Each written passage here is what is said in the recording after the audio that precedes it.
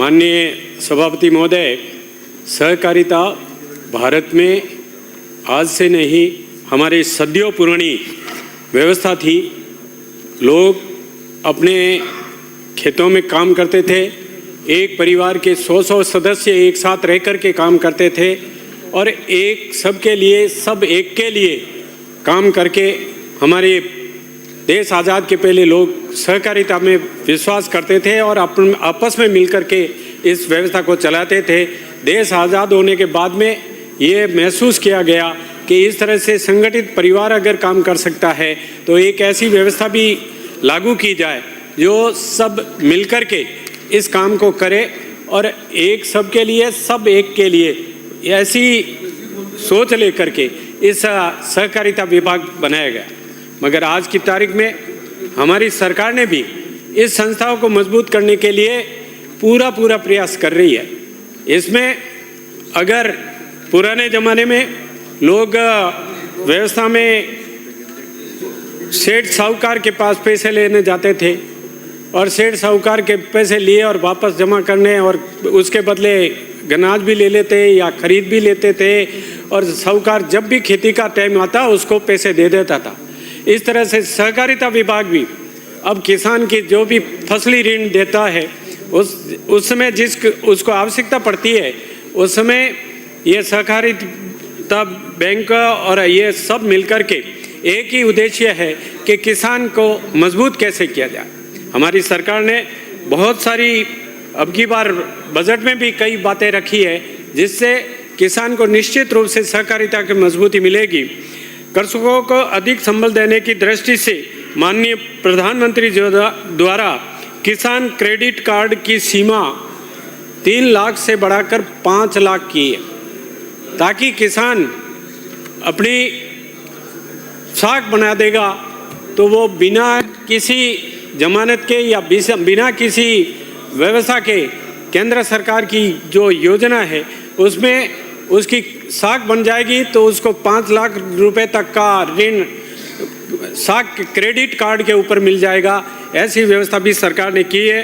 ब्याज मुक्त अल्पकालीन ऋण वितरण का लक्ष्य वृद्धि करते हुए 35 लाख से अधिक किसान साथियों को 25,000 करोड़ का ऋण वितरण किया जाएगा। ये अल्पकालीन ऋण जो बिना ब्याज के दिया जाता है उसमें मैं निवेदन करना चाह रहा हूँ कि उसमें ये ब्याज बिना ब्याज के दिया जाता है, मगर निश्चित तारीख के बाद अगर जमा नहीं कराते हैं और किसान को उस तारीख की ज्ञात नहीं रहता है तो मैं चाहता हूँ कि कोऑपरेटिव का व्यवस्थापक उस किसान को याद दिलाए कि 15 दिन बाद में आपकी किस्त ये टाइम निकल जाएगा और आप पैसे जमा नहीं कराएंगे तो पूरा ब्याज जिस दिन से दिया उस दिन से पूरा ब्याज लेते हैं। इसलिए ये ऋण ब्याज मुक्त ऋण जो है अल्पकालीन दिया जाता है उसके लिए किसान को उसको इतला देनी जरूर हो जाती है कि आपका टाइम पीरियड पूरा होने वाला है, आप अपने पैसे जमा करा दें। गौपाल क्रेडिट कार्ड की संख्या बढ़ाकर 2,50,000 गौपालक परिवारों को ब्याज मुक्त ऋण उपलब्ध कराए जाना प्रदेश में गायों के प्रति गौपालकों का मनोबल बढ़ेगा। इस पर 150 करोड़ रुपए का अनुदान दिया जाता है। इससे ये साफ जाहिर होता है कि ये हमारी सरकार गौ की रक्षा के लिए, गौ पालन को अपनाने के लिए ये जो व्यवस्था की है उसकी भी मैं सराहना करता हूँ कि सरकार ने गायों की जो दुर्दशा हो रही है उसको ठीक करने के लिए ये योजना लाई है। वास्तव में कोऑपरेटिव के माध्यम से गौपालकों को भी बिना ब्याज ऋण मिलेगा तो निश्चित रूप से गायों की सुरक्षा हो पाएगी। दीर्घकालीन कृषि एवं नॉन फार्मिंग सेक्टर हेतु 400 करोड़ का ऋण पर 5% ब्याज अनुदान दिए जाने से वसूली हो सकेगी। मतलब 5% ब्याज में छूट देने से जो दीर्घकालीन ऋण जो दिया हुआ है उसको वसूल करने के लिए हमारी सरकार ने उसमें ब्याज में 5% छूट देने की जो घोषणा की है, जिससे काश्तकारों की वसूली भी आएगी और ब्याज में भी राहत मिलेगी। 2025 इंटरनेशनल ईयर ऑफ कोऑपरेटिव के रूप में मनाया जा रहा है। ये वर्ष कोऑपरेटिव वर्ष के रूप में मनाया जा रहा है, तो निश्चित रूप से किसानों को सम्मान प्रदान करने में ग्राम सेवा सहकारी समितियों की भूमिका को दृष्टिगत आगामी 2 वर्षों में 2500 से अधिक ग्राम पंचायतों के मुख्यालयों पर जीएसएस स्थापित करने की सरकार की मंशा है।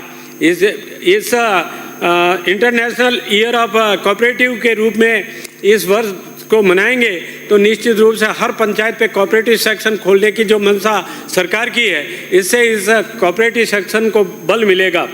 आप सरकारी संस्थाओं के भंडारण क्षमता में वृद्धि करने के लिए 150 ग्राम सेवा सहकारी समितियों में 100 से 500 मैट्रिक टन गोदामों के निर्माण करने का प्रस्ताव है।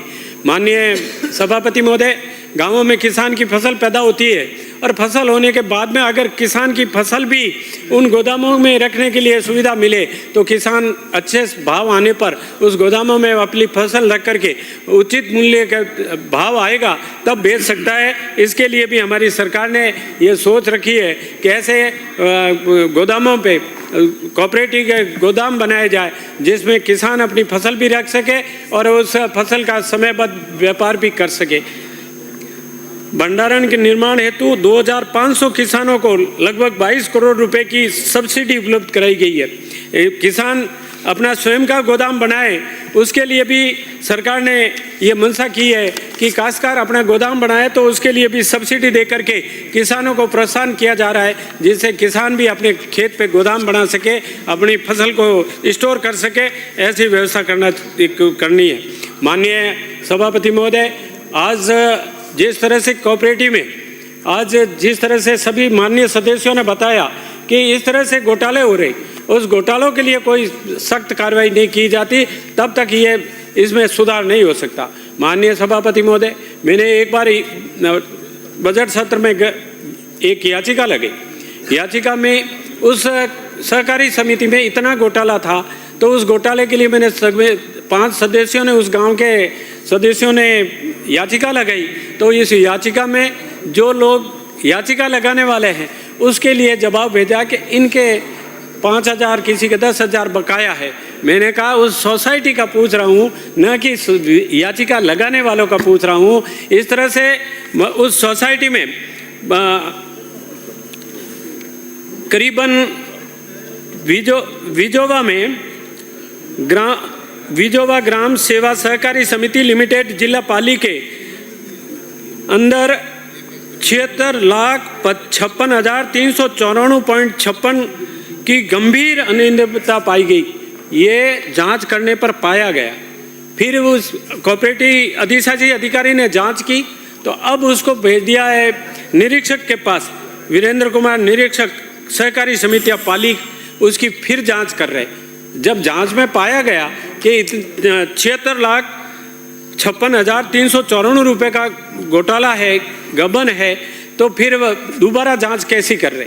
मतलब उसको सजा देने के बजाय इस तरह से जो घोटाले होते हैं उनको लंबा कैसे किया जाए और उनकी जांच चलती रहे और जब तक तो वो आदमी भी चला जाए मगर फिर किससे वसूली करेंगे। इसलिए ये जांच जो होती है, घोटाले जो भी होते हैं उनमें जल्दी से जांच करनी चाहिए ताकि, और मैं मांग करता हूं कि विजोवा सहकारी समिति का जो घोटाला है उसको जल्दी से जल्दी उजागर करके उनको सजा दी जाए ताकि गरीब किसानों को उनके जो ऋण दिया गया, फसली ऋण, उनमें दिया ही नहीं और उनको खाते में नामे मार दिया गया। तो उन गरीब किसानों को जब मालूम पड़ा तब कहीं जाकर के ये जांच हुई। तो इसकी जांच की जल्दी मांग करता हूँ। पीसीसी शाखा प्रबंधक के लोन आईडी FIG एडमिन वह आईडी सीमित व्यवस्थापक को दी जाए, नहीं तो पाली से लेनी पड़ती है और कभी टावर मिलता नहीं, कभी वो इंटरनेट कनेक्शन नहीं हो पाता है तो वो उस समय उसके ऋण वितरण नहीं कर सकता। इसलिए इसकी व्यवस्था करनी चाहिए। ये समिति के जो व्यवस्थापक है इनका कोई न कोई सरकारी हल ढूंढना चाहिए, नहीं तो ये व्यवस्थापक क्या करते हैं कि अपने बेटे को लगा दिया सहायक व्यवस्थापक, वो व्यवस्थापक और फिर बेटा भी व्यवस्थापक बन जाता है। समाप्त कीजिए। मैं निवेदन ये करना चाह रहा हूँ कि ये जो व्यवस्थापक व्यवस्था है ये सरकार के अंडर में रहनी चाहिए, ताकि कम से कम हम उस व्यक्ति को पकड़ सके।